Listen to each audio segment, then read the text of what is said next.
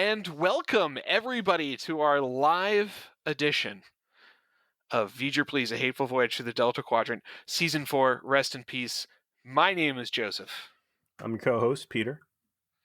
And thank you to all of you who are tuning in. Please feel free to fill the old chat up with your hot takes as Peter and I discuss the season that was for us. We have finished all of the episodes of Season 4 of Star Trek Voyager. We have spoken what feels like a minimum of an hour for essentially each of them, including Concerning Flight, which I think we deserve a medal for to this day. Jesus Christ. And we also tried to get through all of Star Trek Picard and failed miserably. So we're going to use this as our opportunity to talk a bit about how we felt about Star Trek Picard in the end. Maybe not necessarily going through each episode we didn't review or specific plot points because that feels futile, but maybe talking meta about Trek in 2020 and why Picard failed. But first and foremost, we have a tradition when it comes to reviewing seasons of Star Trek Voyager and having a little bit of retrospective, and that is offering our end of season awards, our end of season awards. And we have quite a lineup for you this evening. I would like Peter to start with the classic top 3 and bottom 3 episodes as we experienced them for season 4 of Voyager. What do you think? I think that's a great idea. First of all, let me back up and just say I'm very excited for this. It feels like season 4 has lasted forever in a good way. And I take these little season recaps very serious. I've got printouts, I got clipboards, I got 2 notebooks, I got laptops. Like, I put more work into this than I did most things professionally. You reviewed all the tape? Like, you were ready? You reviewed all the game tape. Yeah. I remember you saying, like, you're listening to episodes we did 7 months ago. Yeah, and I want to, and they're all excellent. I think that's some of our best work. The first couple in that in the season 4 beginning, I think we really had some really great stuff in there. Nemesis particularly stands out as a strong one for us.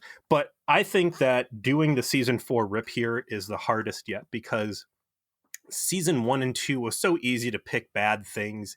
It was so hard to come up with good stuff. Season 4 is the first season that really feels lived in. It's self-referential. Characters are growing. New things are coming in. Old things are leaving. And there's a lot going on. And there's a history that comes with each action. And I think it took a lot more thought to reach a lot of the conclusions I did for our awards on this. Same. I do think that the biggest surprise to me has been that the overall quality of some of the pre-season 4 Voyager, which I kind of like had that, that I don't know, there's a word to describe it when you think something's bad because you've been told it's bad, but not necessarily because it is. Like, your own experiences are sort of like subsumed by the tribal knowledge. But going back through them, there was quite a few gems, particularly in season 3, I think, that we enjoyed. But season 4, overall, definitely the strongest so far. That's not to say they weren't some fucking turds, and I'm looking very much forward to going through that with you as well. So what do we say for top 3, man? What's your picks? You've got some very strong contenders in yours, and wherever possible for this, I tried to deviate my own opinion just so we're not repeating each other. I'm going to have to say that my favorite ended up being Living Witness, which is an episode that you, I think, referred to as one of your favorite Star Treks ever, if not for sure your favorite Voyager. And I agree. It's excellent conceptual sci-fi. It's a great performance by everyone involved. It is a perfect what-if alternate universe that plays perfectly within the possibility of what could happen in Voyager. It's a quintessential Voyager bottle episode without actually being a bottle episode, because yes, that is the future, and we're not being exposed to the god-awful blight of Picard in the process, which is a top 3 qualifier for sure. I put my second one with Hope and Fear, which was our season 4 finale. it was just nonstop excellence. There's 2 excellent episodes that run side by side. There's the we're gonna get home plot line that turns into a massive trap, as well as a completely out of left field consequence moment from Scorpion Part 2. I can't, and I did come up with some stuff, some criticisms eventually for. I was going to say, I think it's your favorite episode, but specifically the last 20 minutes. That's your favorite episode. I mean, even the beginning too. Like that was the overarching story of the hidden Starfleet message, or even just the communication with Starfleet through the Hirogen relay, was a strong point through the entire season, and that was a great resolution to that. I will go ahead and point out, we mentioned it on the trauma support group, but there was a weak point of that which we never discussed, and that was why Starfleet felt it necessary to use their top level encryption for a message that was basically "Sorry, you're fucked." Such a good episode. I don't care. And then, of course, Year of Hell. The only bad thing you can say about Year of Hell is that it is a bottle episode and nothing ultimately fucking mattered. But man, what a ride! It is the Voyager movie, and 2 of our 3 picks are the same. I think that it's hard to watch all of season 4 and not come away with your 3 favorite episodes being Year of Hell and Living Witness. I stand by Living Witness being my number 1 and Year of Hell being my number 2. My only complaint is the same for you as far as Year of Hell. It's a bottle episode, and there's this unspoken but demonstrated character growth that the characters go through during that 2-parter that would have been so cool if it was able to pay off in the series itself. Ironically, I think in particular, we pointed out like character growth between Seven of Nine and Tuvok that we thought would have been really cool for them to have actually had, and then instead it just no one remembers what happened. It's over now. 7 of 9's character development through all of season 4 is this dry hump of the same story over and over and over again. And some episodes tell her finding her humanity better than others. But it's ironic that the one that really, I think, had the best moments of character growth and humanity for her is the one that just ultimately doesn't fucking matter. Yes. And of course, Space Boddicker.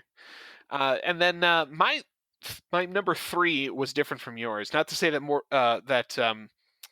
Hope and Fear wasn't good, but Mortal Coil was my 3rd favorite. That being the episode when Space Snarf had a little run-in with the potential lack of an afterlife. I am a sucker for the spiritual episode, and I also love it when Star Trek kind of puts a little bit of darkness out there and then doesn't rescue you from it. Like the end of that episode is Neelix attempting to kill himself because he thinks that his life has no purpose because he's interpreted his vision quest as to say that there is no Talaxian afterlife and there's that none of his relatives are there waiting for him, and this spiritual underpinning in which he's based his kind of hopes and dreams doesn't exist. And they don't tell you at the end, oh no, it's all totally true, and Neelix, has that moment of revelation that reaffirms his faith. No, Chakotay has to come in and basically explain to him, like, there's going to be unanswered questions the whole rest of your life, and you've got to make decisions about how you're going to live from this point forward, taking one step at a time. And it's such a great episode for not just Neelix, but Chakotay as well, I think, as a character. And I will always rate that one very highly because it leaves you a little unsteady at the end. It is a miracle episode in that it takes so much of Voyager's trash baggage that we have shit on heavily and somehow scoops it all together into this delicious meatloaf of leftovers that you would have never thought that these different elements from earlier seasons dragged together and brought to the forefront could somehow work. Again, like you pointed out, cult leader Chakotay being such an effective presence and so thoughtful and wonderful, like, what the fuck? It's like I said, it's an amazing miracle. It's like the only fucking time it's ever happened where his spiritual underpinnings aren't the absolute worst part of the episode. In fact, there's another episode this season where that happened, where it's the reverse is true. But we'll get to that as we discuss our bottom 3 episodes. What are your picks, Peter? I want to say that my congratulations to season 4 is that I had such a hard time picking these, not because there were so many, but because it was hard to go through and actually find 3 terrible episodes. And I'm looking at the wall of shame over here. Season 1, season 2 particular, I've got a ton of bad ones up there. The strength of season 4 is not that I should say the weakness isn't that there's terrible episodes. Like, I think almost every episode this season had something redeeming or multiple things redeeming about it, and then just one thing that really soured it. It wasn't just like, with the exception of Concerning Flight, which is going to probably be my number one pick. There's not a lot of clunkers. And I went through the roster of episodes over and over again. I really scratched my head like, yeah, this had a stupid alien component, and this had Janeway acting really dumb, but there was always like some sort of redeeming feature to the second or third plot, B and C plots. So Concerning Flight, complete and utter garbage. I feel bad for John Rhys Davies. I hope he had a real fat ass paycheck. The introduction of, as you put it, cartoon Leonardo da Vinci, it was terrible. Her actions were insufferable. Katuri and like, goddamn, he tried so fucking hard. He did. He tried so hard. Effort was there. The script was not there. Oh, it's awful. It was literally Kathy Janeway's cosplay fan fiction comes to life, and she decides to imperil the entirety of her crew to continue to have her fantasy fun time while dealing with Delta Quadrant space pirates who can't shoot for shit. Okay. Anyway, number 2 for me went to Scientific Method. That was the episode where it was where all the hidden scientists are like doing Space Elf, Dr. Mengele's fucking with everybody. Yes. Really? You felt that was worthy of being the second worst? I listened to our episode again, and I was reminded like how disgusted I was that it was such a ineffective retread of the old TNG episode Schisms.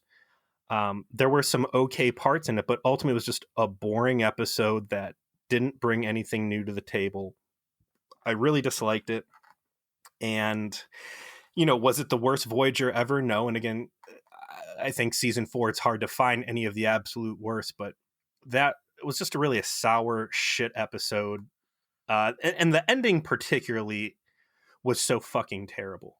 That was Janeway deciding to go play chicken with the aliens and fly through the binary star, and this really sloppy attempt to resolve the plot. I mean, she could have just used the self-destruct, which she always uses and is well within her wheelhouse, but her little suicide maneuver there was just dumb, and I hated it. I agree it's bad, but I don't think it was top 3 bad. But I understand. What's your third pick? Retrospect, which was such a bad, awkward episode that when we were divine interventioned by internet gods that stopped our episode and lost the recording, we made the decision to just let bygones be bygones and not pick that turd back up.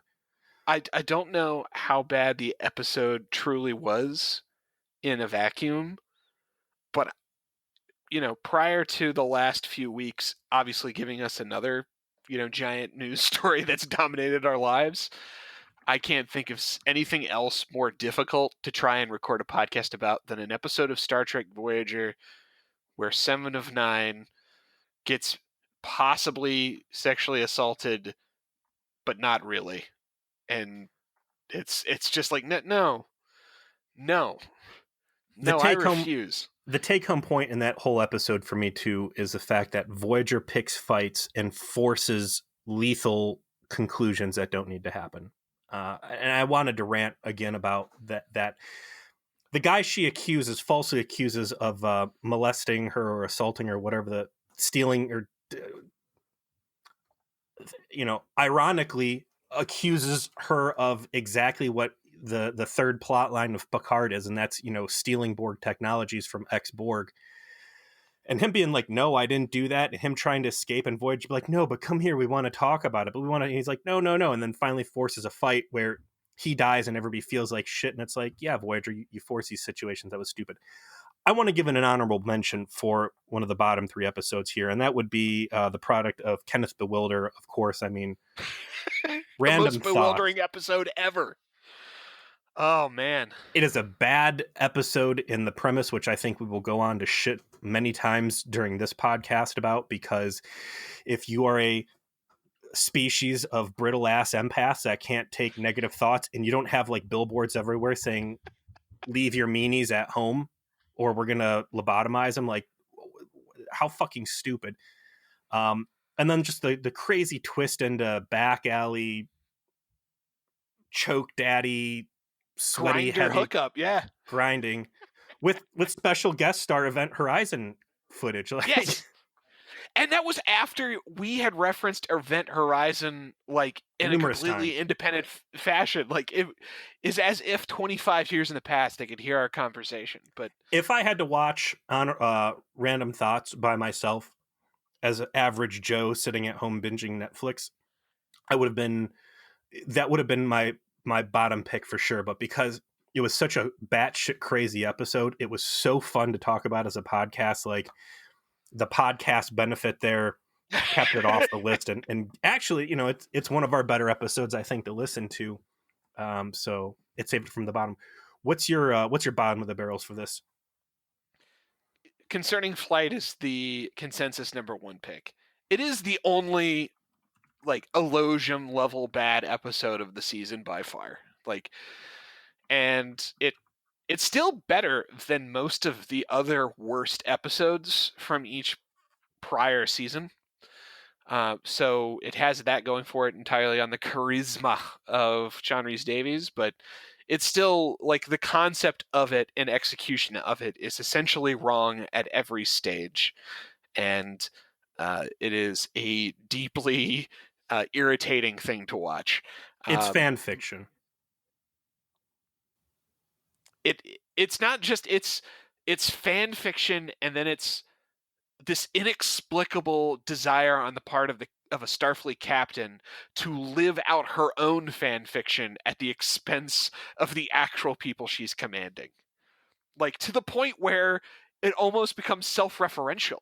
Like, in the episode, Tuvok like gets really frustrated with Janeway's like entertaining having, cartoon Leonardo da Vinci around, and like says, you know what, fuck it, okay, fine, fine, fine, I'm just gonna go back to the ship. Just please solve this fucking problem, I guess. Whatever.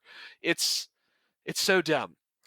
I want to Um, take a real quick sidebar here and talk about Janeway's portrayal. Something we've been especially critical of her writing, and sometimes just being deplorable. I want to compliment the staff, and I want to compliment Voyager as a series for making a character who perhaps unintentionally is so deeply flawed. Voyager was a very bold program to have such a female heavy cast, and specifically a woman in the role of captain. They got a lot of flack for it. And it would have been very easy, I think, to make a Mary Sue always right captain who is just perfect in all ways. And instead, you have someone who is real and has flaws and makes many bad decisions and comes to odds with her crew. And I think that's a showing of respect from the writing room of making her seem real instead of just this two-dimensional, literally a Mary Sue that, you know, just can do no wrong. right. Like we love TNG era JLP, but TNG era JLP is almost too perfect. To the He point hates where children, Joe. Didn't you know he hates children? and a character in the command role with a bit more realistic angles to them. And Cisco's the same way. When we potentially get a chance to watch DS9, yeah, I think you'll appreciate that this was also something that they looked forward with him. That, yeah, I agree, but I also think it's not entirely um, self-aware on their part. I No. think a lot of the problems that we're seeing are ones that they just kind of like fell ass backwards It's into. bad. It's unintentional bad writing. And s- but speaking of unintentional bad writing, my second worst episode was Waking Moments, which was the Chuck Ote, the Dream Warrior episode, where only because he has special Native American Dream Warrior powers, I'm not fucking kidding you, can they escape the pull of a bunch of psychic space vampires who live on a planet where everyone's just asleep all the time. Yet they all have nice department store clothes Yes, and and a it's just magic thought device that compounds their. That could have been a great episode. And we said it in the podcast for Waking Moments, and I'll say it again now. There was a backstory there that this was a used and abused alien race of telepaths that had been enslaved and used for nefarious purposes, and now they're so afraid of outsiders that after they overthrew their masters and took the technology from them, they've become these psychic predators. That would have been great. You don't get any of that. It's just ugly dudes sleeping in a cave, and what's the end point of all this other than finding out that the EMH is willing to commit genocide and nuke an alien race from orbit? yep. He certainly was ready to fire all the torpedoes and just blow the place up. Never mind, you could have just sent him down instead. But that's yes, whatever. I'm not gonna relive that. My But last before we jump off of that too, I want to also give a shout out to that episode in particular. What was the other fucking infuriating part about that? I lost it. I'm sorry. Continue. you know what you also lost is your footfalls in the forest when we reviewed Nemesis. Um, that was the episode where Chakotay, yet again, is placed on the Catch and Jungle Fighters planet, where they all speak in weird metaphors, and suddenly he forgot that he spent, a portion of his adult life as a terrorist while hanging out with a bunch of jungle fighters. And I found the method of their speech not nearly as annoying as you, but in looking back at that episode, it was definitely bad, and it was bad because they botched Chakotay's characterization essentially incorrectly the entire time. Like it, nothing that they set him up for made any sense. Like he should have been on that planet as, nah, I get you. I understand. I used to do the same thing. I saw the error of my ways. Maybe I'll try to convince you that you need to find other ways because, I'm trying to reconnect with my Starfleetness now and been, serving as the XO of the ship for a while. That was the mode to be in. Instead, he's just this total pacifist who doesn't understand terrorism, which I why did you write it this way? Why did this happen? I don't get it. My other infuriating moment on Scientific Method was the fact that the whole crew couldn't understand shared consciousness, and we had to explain it on two separate scenes to the viewers. That was fucking infuriating and a massive waste of time. I'm amazed that you just put Nemesis up on the board as one of your bottom three. You defended that episode I very did. tightly. I hated the way they talked. I'm still split down the middle on the episode, and for that, I called it a neutral. Like, part of it was infuriating and terrible, and then some of it was like really good sci-fi. Had some of the best plot fake outs we've had, and once we get past the halfway point and like Maquis Chakotay surfaces, I thought that there was a good engaging story there that I did not see the ending, what should have been the ending coming at the end, when like they drag Chakotay in front of the alien dude, like, oh, here's the prime minister, and Chakotay's like, fuck this guy, I'm still all fucked up from these LC or LSD experiments. Like, that was silly, but I see the chat. Checo's sway, co-opte.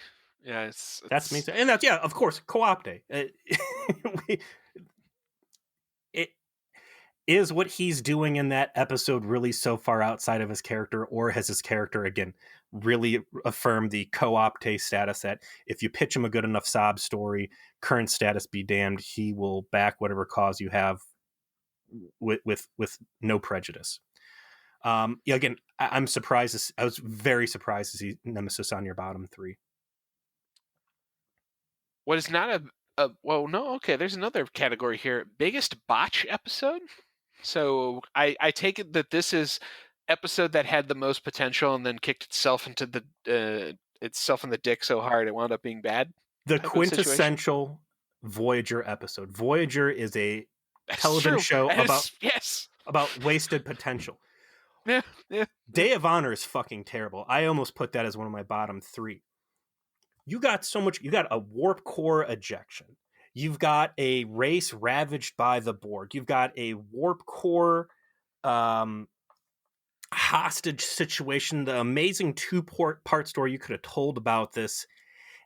And I'm sure there's other elements out there that aren't springing out to me right now. And instead, you squander all of it and turn it into this. And there's really good B'Elanna. Even though it's a terrible episode about B'Elanna, there's really good B'Elanna growth. That's one that really opened my eyes up and says, B'Elanna's just like wants to be this nerd, and she has this warrior expectation thrust on her just because of the way she was born. Like you talked before about your wife's identification with B'Elanna Torres because coming from a multiracial home and this and that. And I thought like this, not as much about race, but about like this is the Culture. bookworm I Yeah. want to be, and this is the expectation of what I'm supposed to be in this culture. So many excellent pieces and components to that episode, and just somehow they bring it all together in the worst way possible. And how can you have a fucking episode about jettisoning the warp core be so goddamn boring? And the answer to that is Tom Paris B'Elanna up close romance. Yeah, for the last 15 minutes. Like you set all this up and instead of paying off the space conundrum that you've built around this, instead it's focused on this interpersonal relationship. Not to mention, I mean, it's like 80% cold when it comes to Tom B'Elanna stuff. Like we're not fans of it. We don't think that plays well. We think the actors struggle to find chemistry, struggle to find kind of like good moments to get this relationship working on screen, and then it's just episodes dominated by it. And when it wasn't working, it wasn't working. I agree. The episode's pretty Even the bad chicken overall. people is some of the best Starfleet prosthetics you've ever that we've Yeah, seen. great They alien. Some of the best alien makeup we've seen. Period. just they shit the bed with gold. I don't get how you do it. Whatever. I did not select. I didn't have consider until now a biggest botch. I think that though, if I had to give it in truth, I would give it to Year of Hell because the botch is how much got put on the table to be used in that show moving forward that they just didn't. And instead, it's a great Star Trek two-parter that means nothing ultimately. Like good moments, great visual effects, some great like ship destruction, slow decay, all kinds of cool stuff happened in that episode, and none of it matters It's the because in the end Q they just episode that we should have had and never got. Had Q popped in last minute and said, "See, this is why humanity has potential. This is why this ship is special. I'm going to give you a gift. Everybody's going to remember what happened here, and I'm going to reset the clock." That fixes all the that or complaints of. like the temporal inversion or whatever. Like they could have built some even a little bit of technobabble as to why all of them, because of their proximity to what happened for that long, for that year, they remember it or whatever. Like they could have found a way. It doesn't necessarily even have to be Q, although the Q idea would work. They needed to do something so that that episode mattered the rest of the run of the show, and I think that would have been so cool. And instead, it just didn't. And it's just this cool two-parter with Space Boddicker, and it was neat, but that's all it was. Um, we have a lot of nominees for our world famous TM pending weakest shit award. I've got I thought like, oh, I've got 3 or 4 here. That's good. And then I saw you've got like 9. Um, Couldn't help let's myself. let's explain to our viewers what is the origin of the weakest shit award, Peter. Why don't you tell that tale? Well, was that the Jetral origin? It That was season 1. was. Weakest shit is something that Voyager does that is so fucking infuriating that it just leaves an unforgettable taint. It goes so against genre, it defies the universe or expectations or character development Bible, whatever you want to call it, that it's amazing. And I've got so many entries on this because, like I said, we don't have bad episodes per se in season 4. You have bad elements that are uh, are cancerous in an episode. There's plenty of good in any of these episodes for the most part, but just one pervasive thought that really just gets you between the ribs and hits you in the heart. I see a number that just feel like you're just gonna go off into orbit as you mentioned them. So what, Peter? What's your number one? What's your number one nominee for weakest shit? Oh, the one that I'm gonna have to say is the worst. Yeah. Sparing Seven of Nine's life in Scorpion 2. It is unprecedented what a fucking stupid idea this is. There has never, ever, with the exception of Jean-Luc Picard, been an effort by Starfleet to resuscitate a Borg. Hugh was brought in and being developed as a weapon, and he developed, or he, came out of the Borg haze on his own, and as a consequence, they viewed him as an individual again, and he got his freedom that way. But for Voyager to go out of its way after jettisoning an entire complement of Borg's whatever attackers at that point, and deciding, hey, here's this one that we're going to turn into our pet and try and turn into a real girl against all common sense, is just, it makes the entire season fall apart, really. The rationale as to why they did was extremely underdeveloped. I completely agree. It didn't seem like it was necessary for what their plan was to spare Seven of Nine. And there was never an explanation or moment in the script where something about Seven of Nine was worth saving, whereas all of the other drones weren't. And I can't think we can emphasize that enough. Voyager, definitely murders the shit out of a couple dozen drones, specifically by flushing out the airlock or whatever Chakotay does, or Brutal. Very, very and, telltale shiar of him. yes, and it is not like they weren't disposing of these guys left and right. It just so happened that obviously Seven of Nine was the spokesperson for the collective and was the face woman, but aside from that, was in no way special that they indicated to anybody. And there is an inexplicable decision just to sever her from the collective and make her the pet drone of the ship that they never actually provide an explanation for. So I agree, it's weak shit, but I don't think it's the weakest shit of the season by a long stretch. I think there are far more inexplicable moments. And to me, you already highlighted it was one you picked out that I didn't think of until I saw it, but I see it now. Year of Hell is a direct reference to a season 3 Voyager episode where Cass time travels through her own life. And there's a whole segment of her life regarding the Kremen and their chronoton weapons and a period called the Year of Hell that she experiences as part of that episode. And it is noted at the end that she remembers all of it and that she, in fact, was going to write a report detailing everything that she knew for Voyager's use for the possibility that they would someday encounter the Kremen and this whole situation with this chronoton weaponry that got B'Elanna and Janeway killed in that episode, in that timeline. And somehow, some way, they go back to that idea, they decide to do that episode, and nobody mentions on screen or even implies the existence of Kess's report that was explicitly created in the season prior. Yeah, I mean, What the fuck? Going back and listening to the our episode on that, I fucking lost it, and maybe that should have been my weakest shit. It's on my list of grievances here, but everything about Year of Hell is built in. Was it Time and Again? Yes. It's a direct. There's even one for one shots. It's just unfathomable, and it unravels the entire series of events. And they even have the chronoton torpedo thing, but instead of cast at 7 of 9, they recreate parts of that episode. The writer sat and watched the episode time and again before they wrote it. It's just inexcusably bad. Yeah, I guess that's really the weakest shit in this. Um, what else you got for your weakest shit nominees? Uh, you know how at the end of Demon they just decide to let the metal planet clone the entire crew and then fuck off without a single line of dialogue after?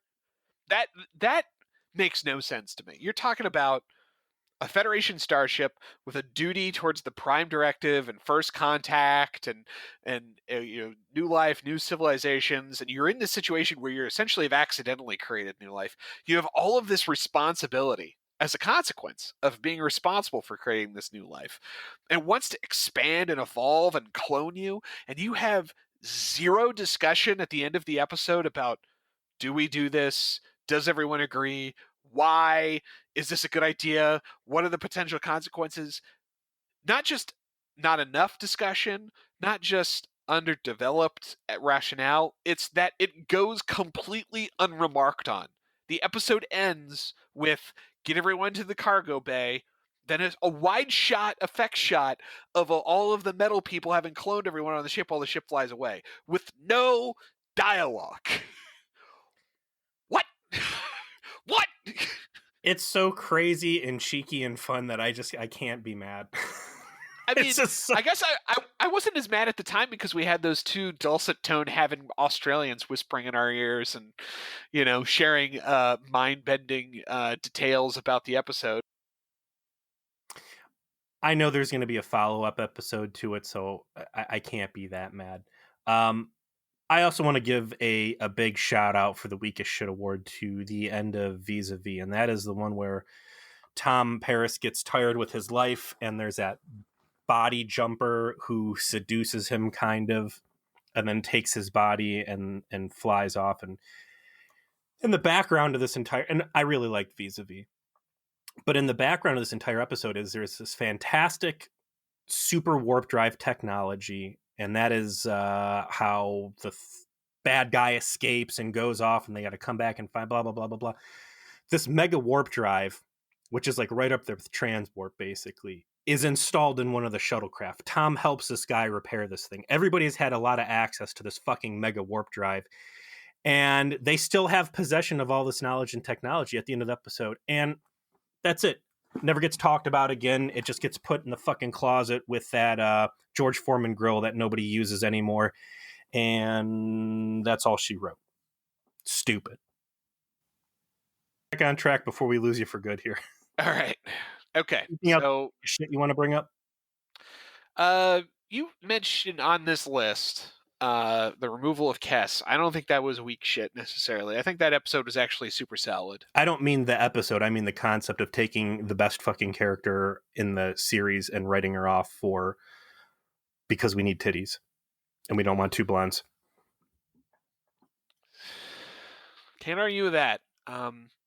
Let's diverge from the awards for a second. Let's talk about that because that was obviously through line on our discussion through the entire season was the juvenile way in which they attempted to get more viewers onto the show was we need to have sex appeal, which I'm not saying that Star Trek didn't ever use sex appeal to try and entice viewers.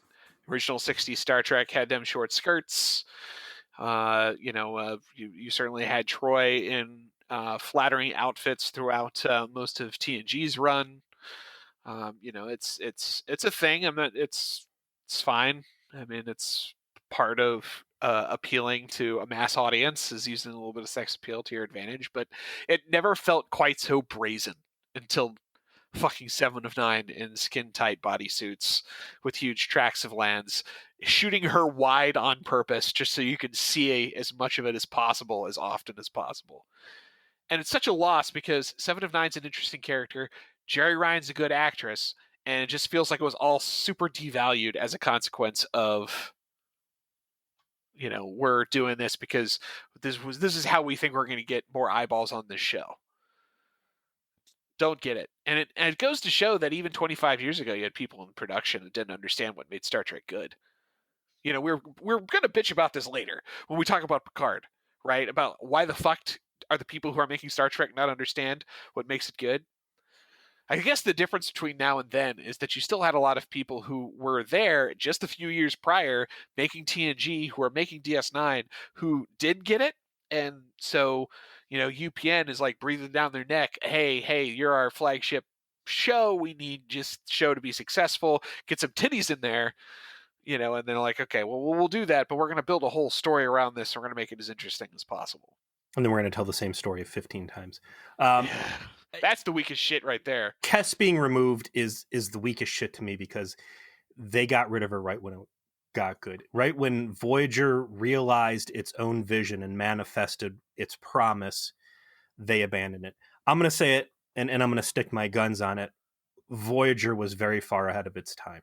Looking at Voyager now with 2020 vision, seeing Janeway, seeing the diverse crew they have that doesn't feel forced, seeing the stories that they tell, it feels very natural, feels very good to me to watch. I can't say what it would have been like to watch it as a 37-year-old back in 98, but it's great, it's progressive, it's super good, and to throw all the hard work they put into making it all of that without titties in a cat suit was very defeating. So that's what. You mention it here in your notes, but I'll spoil it. Did a show ever pass the Bechdel test better than Voyager? I mean, like, as far as having women having dialogue where they're not discussing men, right? Like No, it beats the Bechdel test before it was invented. The Kess goodbye episode, The Gift specifically. I mean, you've got so much strong female plot going on in there. No talk of guys anywhere.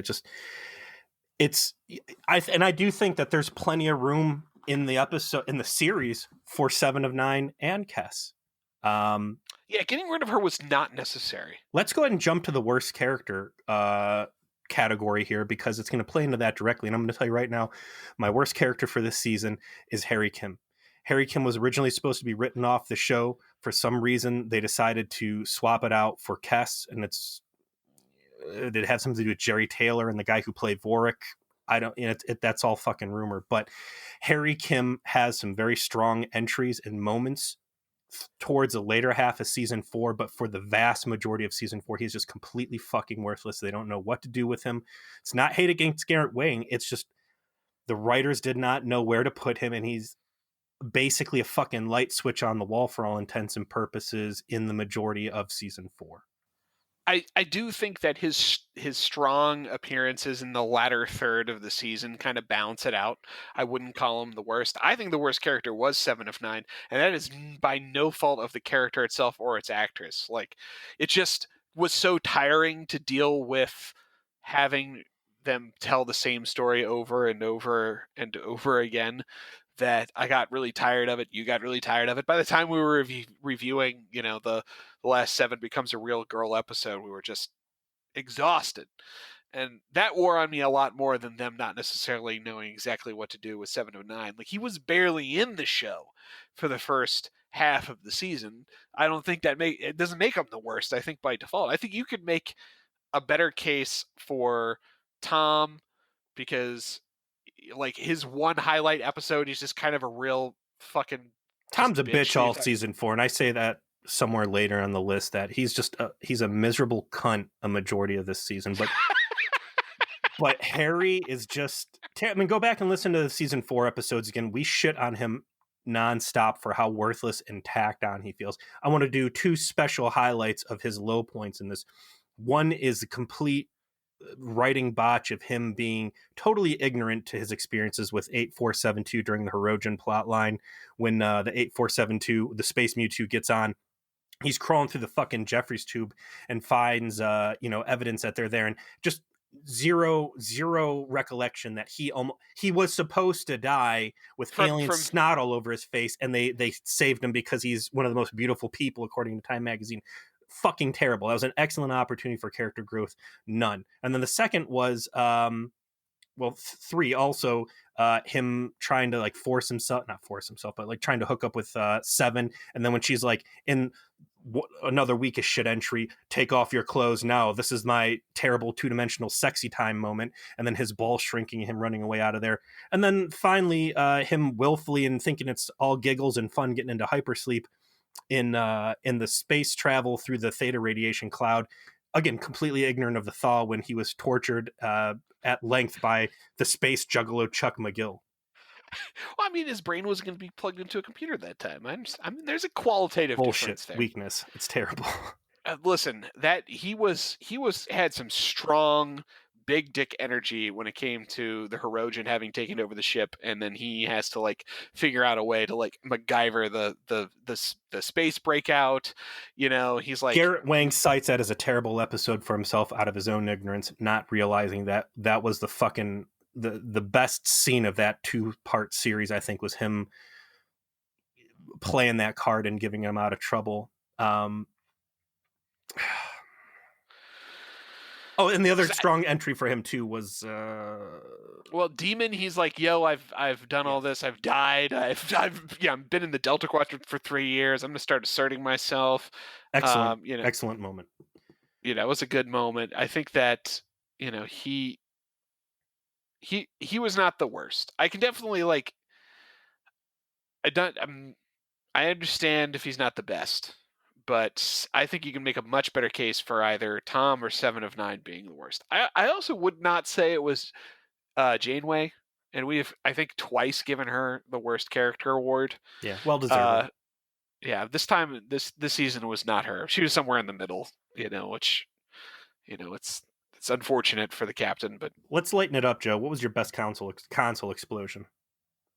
I feel like you just have to look at Year of Hell and say, man, all of the consoles exploded. You had all this gnarly like self-implosion of the ship. You had whole pieces of the hull missing. Like there's no episode of Star Trek Voyager that is ever going to surpass Year of Hell for console explosion related effects, just bar none.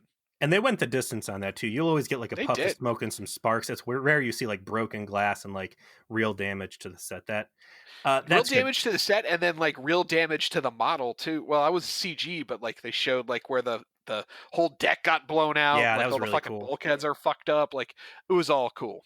I gave my vote to Living Witness when there's that fist fight in the briefing room, and then Janeway takes her phaser and blows up the computer. Yeah, evil villain style. That was good. Every time it's not often you see a console exploding as a direct result of a Starfleet member shooting it with a gun intentionally. That's one for the ages there. Speaking of lighter awards, best choking scene. We had some real contenders this season. Season 4 is a season of choking, man. Hey, Lisa Kink is on the case. She's all over. We've got 3 solid options here. Option 1, I would be Tom giving the choky choke to Janeway and vis-a-vis.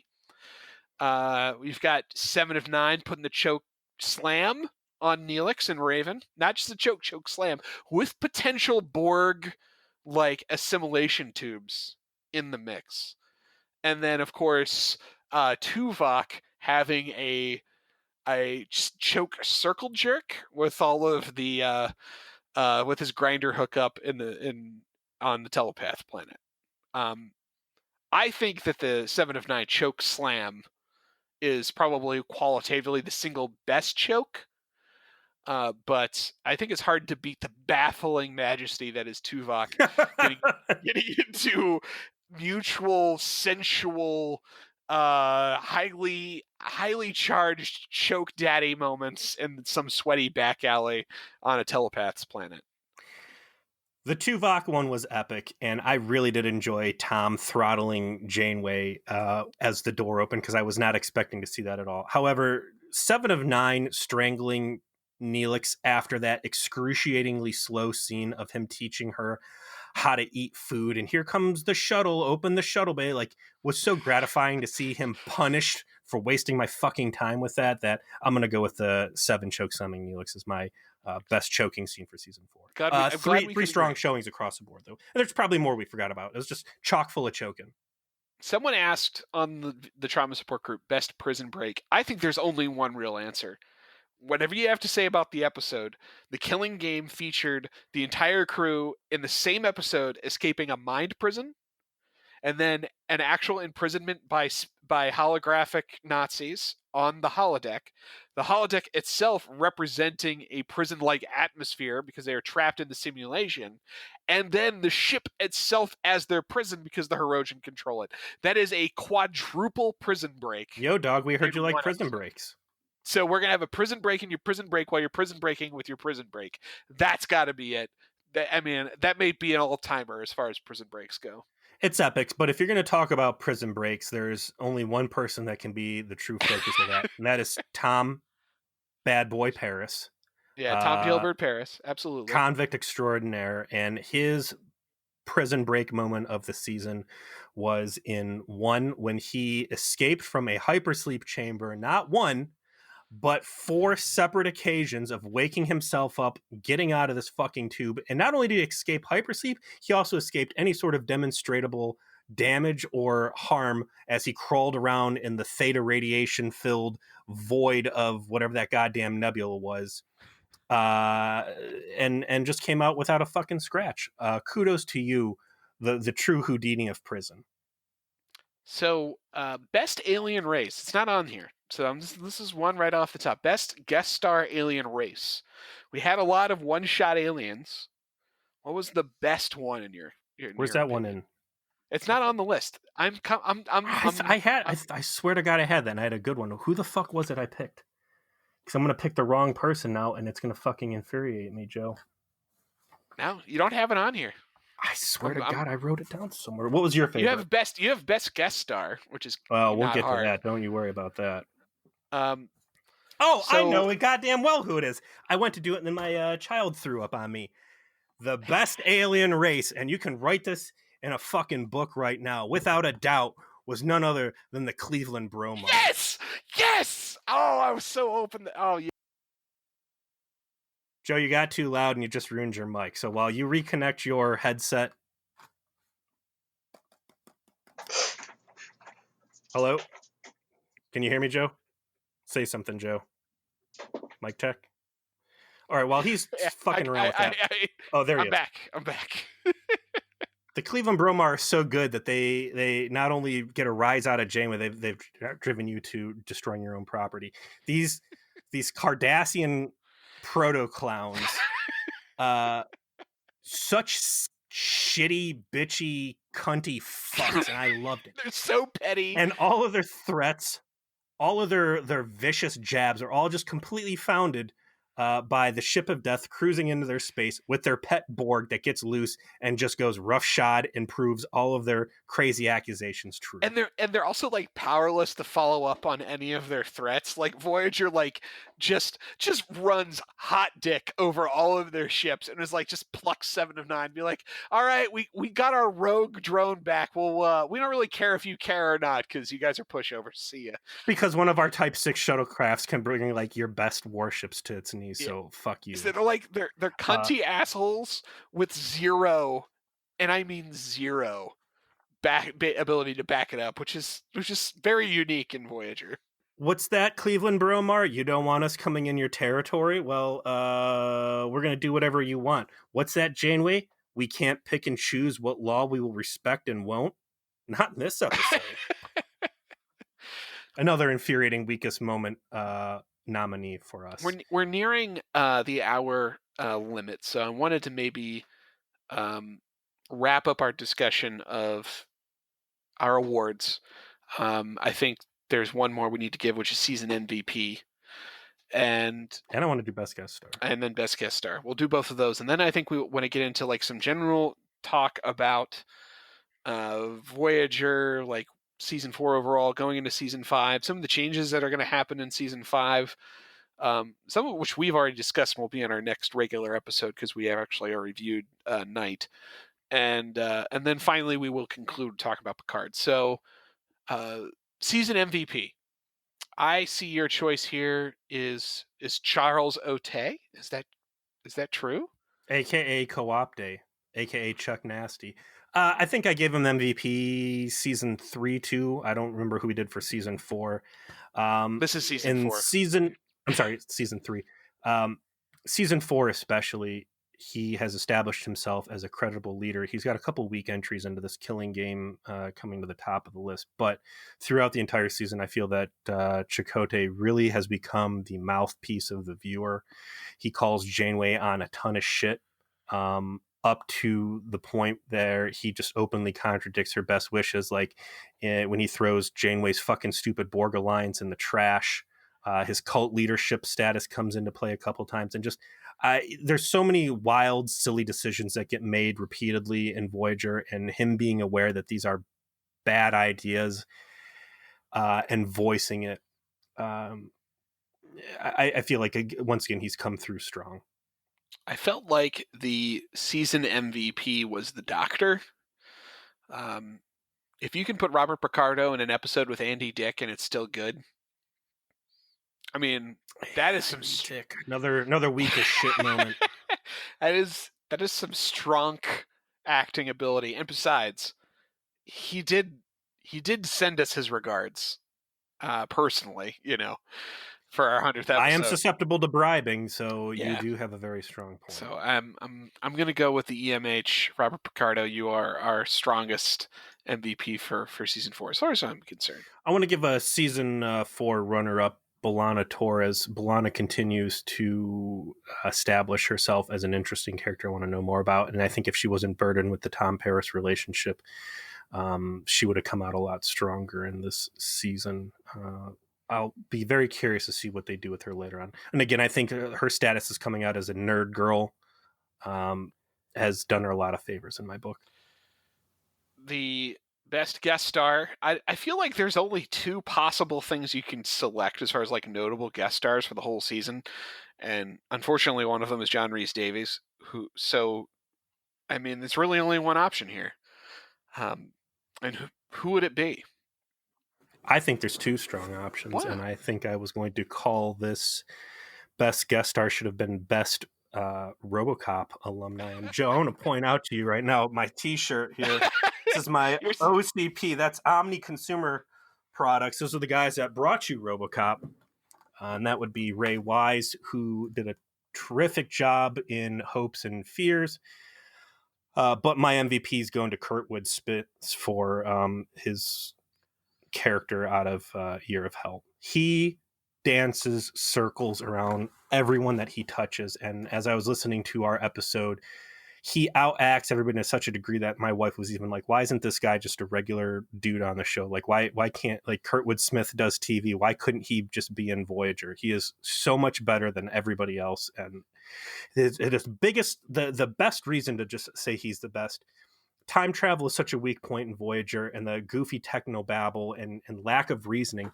He doesn't really provide any good scientific reasons to what's going on, but he reads off the technobabble so well that in an extremely rare showing, I just don't give a fuck. Right.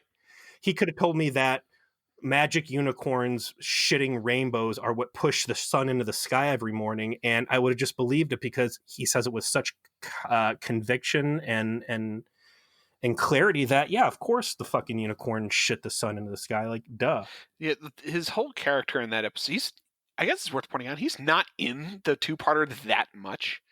As far as like screen time is concerned, he's almost, I don't want to say an unseen villain, but he's a rarely seen villain. You really get most of his dialogue in essentially 2 scenes with Chakotay, where he's like really like laying out his motivations, and like they have the dinner of all of the stuff of a bunch of civilizations that don't exist anymore and stuff like that. So good. And the for a limited amount of screen time, he just affects a huge presence on that episode. I completely agree. He's the best guest star of the season. And could you imagine a Star Trek show where Kurtwood Smith plays the captain? How fucking awesome would that be? Space I want a show where Captain Space Boddicker? Come on. I want a show where Kurtwood Smith plays Neelix. Or somehow Neelix becomes the driving force. And, not knocking the guy that actually plays Neelix, but I think Kurtwood Smith could really who's fucking had, I think, some great episodes. This season, one last season. So, yeah, I've warmed up to Snarf Snarf. I really maybe overlooked him. I love him. Yeah. I love all of these characters at this point, man. I'm bought in. I care about these guys. They all mean something significant to me, and it's again in light of Picard and some of this other fucking trash that we've watched. Like, it's nice to see what's again all new to me to have this wonderful experience watching these guys and some warm fuzzy 90s Trek in the Trek drought that we're currently in. Speak. Before we move completely out of the awards, I also want to give one shout out to another weakest shit entry that still infuriates me. Worst day or whatever, Balana's bad day at work. The fucking captain sending two people in a shuttlecraft to reclaim the most important piece of technology in a starship trying to get home, the warp core. So fucking terrible. I had to say it. I had to say it again. So fucking stupid, weak as shit. Second place in my book. Let's pivot for a second and go ahead and talk about Picard, since you've kind of invoked it, and we'll finish by talking about I'm Voyager. sorry, I didn't mean to do that. Can we just put it back in the fucking closet with the GIMP? You and I both watched the whole series. We regretfully, yes. We both raged pretty hard, I would say, on the trauma support group as each episode came out. As beyond, we stopped reviewing it because it wasn't fun anymore, right? Like, we were just angry. We hated it so much it cost us listeners, and that's everything I need to say about it. Yeah, like, it's straight. That's such an ugly side to us it brought out. And so I think, wisely reflected after we got some feedback of, like, the show used to be cool and now it's not, where we're like, oh, you know what? No, okay, this is probably bad for us to do. Let's bail. Well, we finished watching it, and the same problems that we talked about in the first 7 episodes existed, except in even greater intensity and greater quantity in the last 3. Fair to say. So, what was bad about it? Let's talk about what was good about it, because I think there was some really great potential. What's bad about it was the hope it gave me that it would be good. Yeah, was the first episode like just all of that potential? Was that the bad part of, like, the tapestry was there to tell a really good story and rope me in and make me care, and then it fucking kicked me right in the dick instead. The last episode we reviewed, which I don't remember what the goddamn name of it was. The Impossible Box. Not a bad episode. I mean, it was good. I enjoyed it. I would say it was the second best episode of the series, and everything from there was trash. I don't want to get too deep in the weeds and bitchy neckbeardy and bitch about specific characters, but I do want to say, broadly speaking, 2 huge misses here. Okay. First of all, I don't know what their goal was. I think they wanted something very political, very thoughtful, blah, blah, blah. I don't think you got any of that. And I think it's easy to say, I think it's fair to say, looking at Picard, that this is an action series first. Do you agree? I don't think they knew what they wanted to do. I think that perhaps some of the story that came out afterwards about how the troubled nature of the production, how the budget got cut, seemed to really reflected on what they were able to kind of put out as far as the product is concerned. I mean, the whole final episode, space battle, doesn't actually happen. And I think it doesn't happen because they didn't have the money to do it. And so I don't know necessarily if they knew what they were trying to produce. Well, I think you can look at each episode containing some spectacular fight scene or another, and some of them, especially in the beginning, were really fucking good fights. The Tal Shiar operatives beating the hell out of the Tal Shiar at Chateau Picard, and some of the Daj fight sequences really good. This is an action TV show, right? And you have 2 huge action misses that should have been fucking sweet. If you're going to show me a Borg cube full of dormant Borg and Romulan Centurions with guns, and there's fights all over the place, like, the ending of this show should have been the Borg waking up and shit hitting the fan, and 2 episodes of survival horror on this Borg cube as they fight their way out in whatever plot they're in. Instead, it's a 5-minute sequence where the Borg go rogue under 7 of 9's, now Borg Queen status. They blow them out into space, and it's just such a fucking squander what should have been fucking awesome action TV. And then the second big miss was, like you said, at the end, when it's the big face-off between Romulan and Starfleet, and just a stupid number of starships show up. There's like something like 200 or 300 fucking Federation ships. And if nothing else, Star Trek should be a TV show about cool starships looking cool. And instead, it is the cheapest shit scene. It's literally a CG cutout. over and over and over. Copy, paste, paste, paste, paste 300 times. It's the same fucking ship, looking sloppy, looking stupid. It's worse than the end of Rise of Skywalker when all the Star Destroyers just rise up out of nowhere. In just, man, how are you going to be a Star Trek and just have a bad fucking end space sequence like that? And then finally, my kind of thoughts on all this is you get jammed with all these terrible goddamn characters you just don't care about. I didn't care about, with their stupid stories I didn't care about, and these terrible flaws. Yet in the beginning, you had these two super good characters that are some of the best Trek characters I've ever seen. The two Tal Shiar roommates that Picard has that you establish and do a great job with, and then just never fucking touch again. It I've never watched a show that felt so slow yet so rushed at the same time. Like, first 3 episodes didn't really seem to matter for the last 7. They seemed very confused about what kind of story they were trying to tell. Like, where is this plot going? It smacked of rewrites. It smacked of reshoots. That entire episode with Riker and Troy was a reshoot. The Desperate episode? That was a reshoot. They made that episode after they had done their primary production, and came back and did that one on the cheap. And you can tell, because they realized they needed to do more with, like, having TNG people in it. They never figured out what kind of story they were trying to tell, except maybe that they were ripping off of Mass Effect 3, of course. And as a consequence, the whole story suffered. I'm not even going to get into, I think, the overall horrific weaknesses and performances.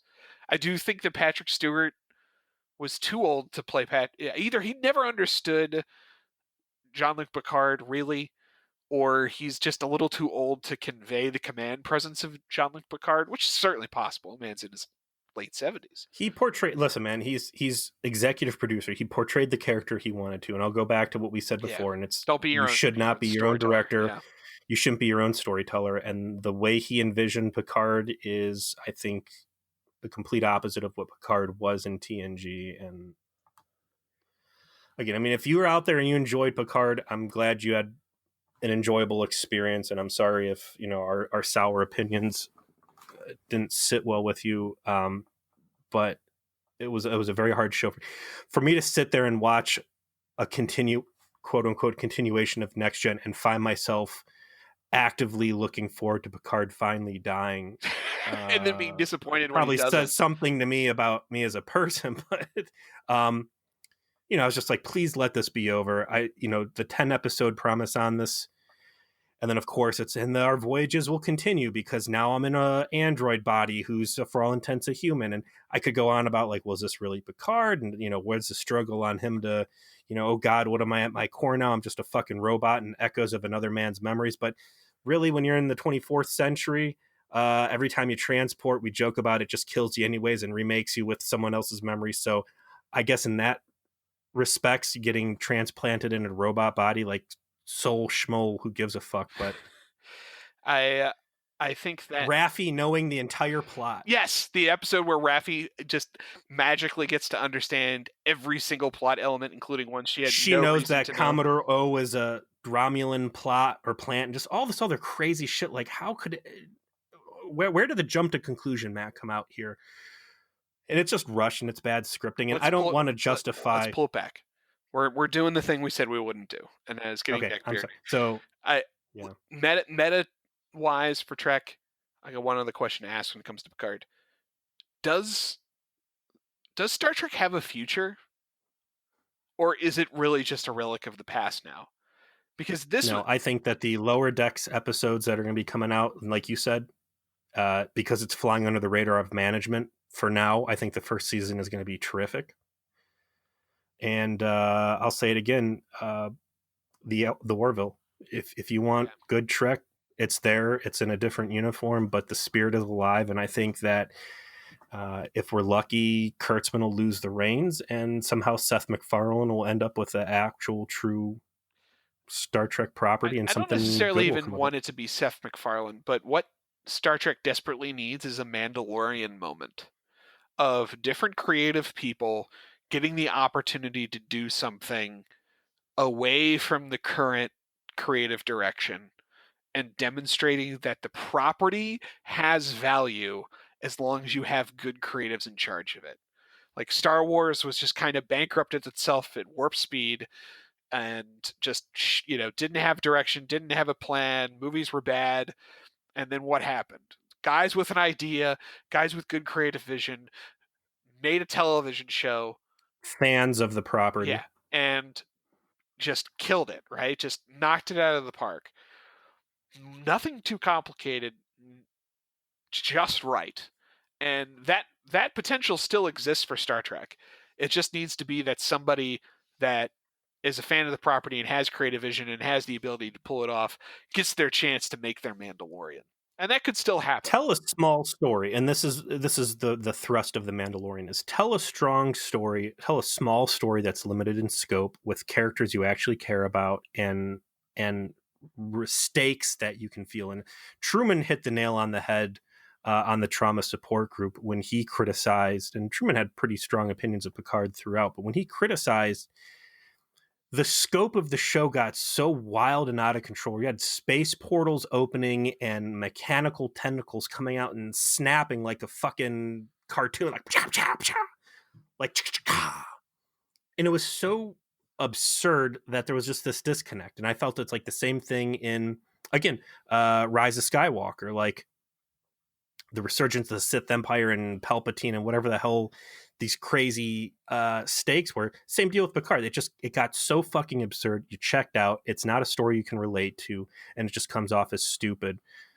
Bring the scope down. Tell something small and personable, and reconnect with your viewership. So pivoting back to Voyager for the last few minutes here. Season 4 represents the end of your and I's favorite producer to talk shit about, and that is Jerry Taylor. We have risen our fist at Jerry Taylor many times, and this marks the end of her run as showrunner of Voyager. It's Brandon Braga afterwards, and he's got a much different take than Jerry Taylor did. We've spoke specifically on multiple occasions, particularly early on. We kind of faded away from it as a discussion point, but now seems like the right time to pick it back up. Is Jerry Taylor's use of the feminine voice as a unique storytelling tool? Like she had a real line she was trying to take with how she was using her cast and crew and how she was doing her storytelling that you could feel, I think, a lot more early on, and then it kind of you see the resurgence here in season 4 with the use of Seven of Nine and her relationship with Janeway is a huge focal point the entire time. Overall, what do you think? Like you got to see 4 seasons of Jerry Taylor, 2 of her as showrunner because she took over season 3, as you recall, killing off Lon to all of our regrets. Did it You work? bitch. Did it not work? What do you think? There are shining moments, and the gift again. We already talked about it, and I think that's what prompted it was so much girl power, and I'm saying that in a good way. The Beck doll through the scale through the roof. The overshadowing problem with season 4 again, it was the 7 of 9 show.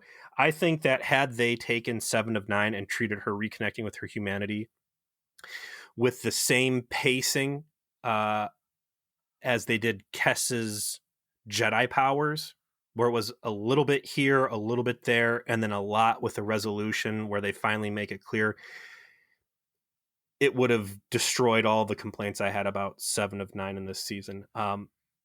I think as the feminine voice through season 4,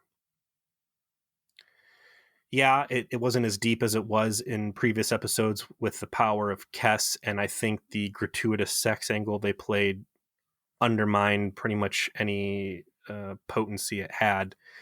I'll be glad to see Jerry Taylor go. Like you said, we already did our season 1 or season 5 episode 1 review.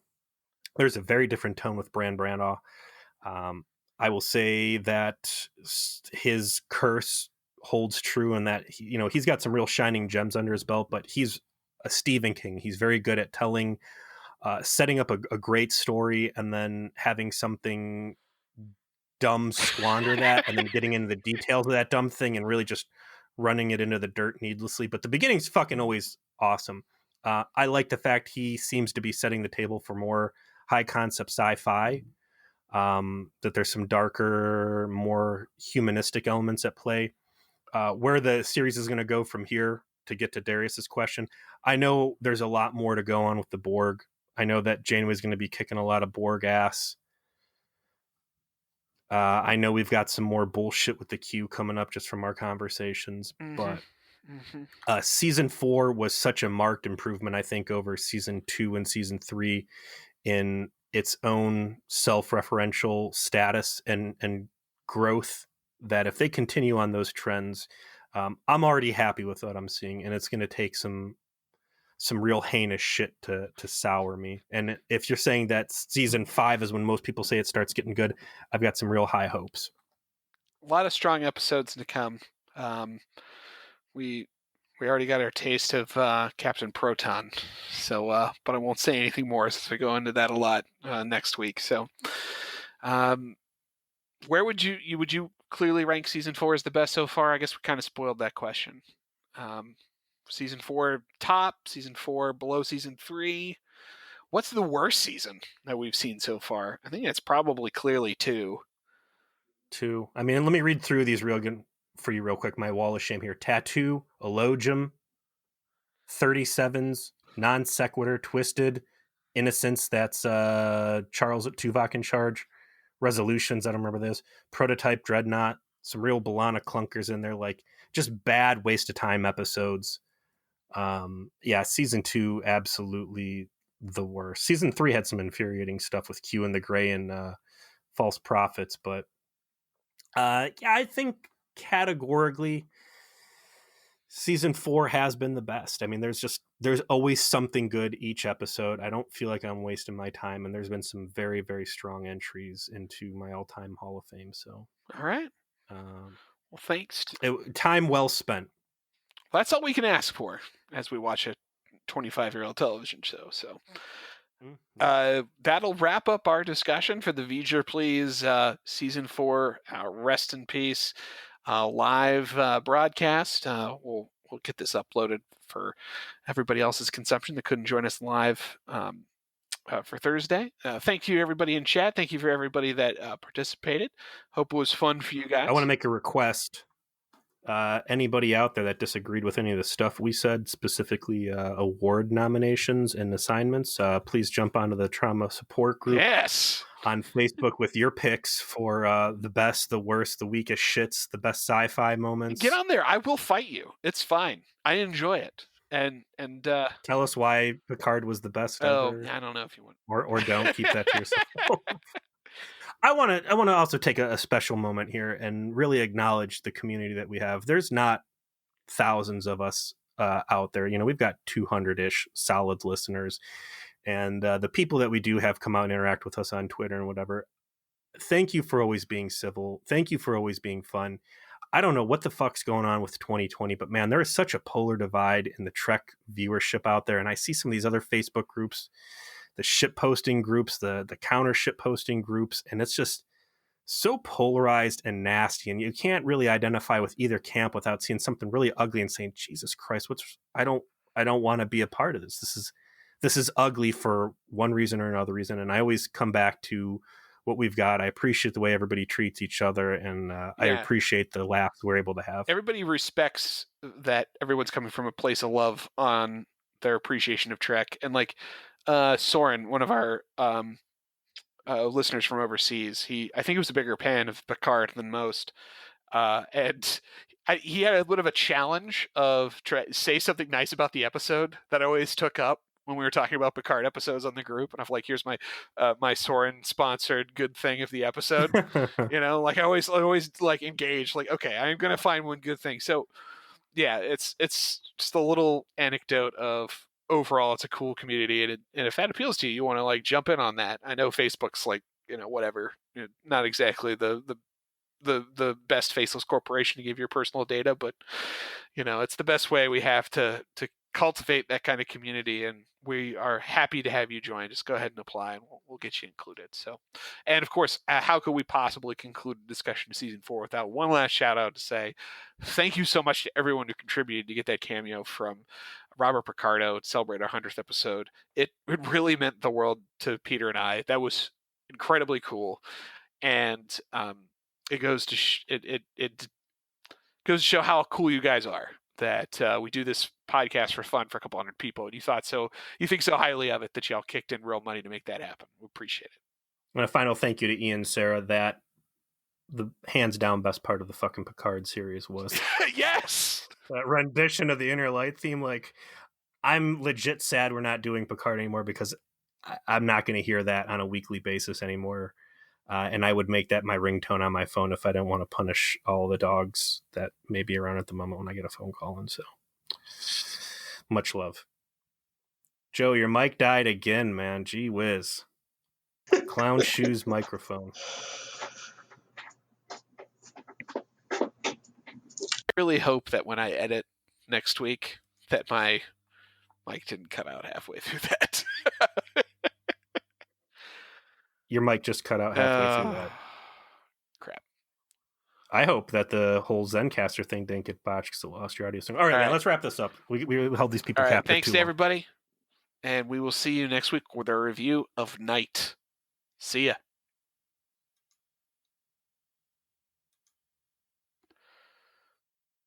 Will this say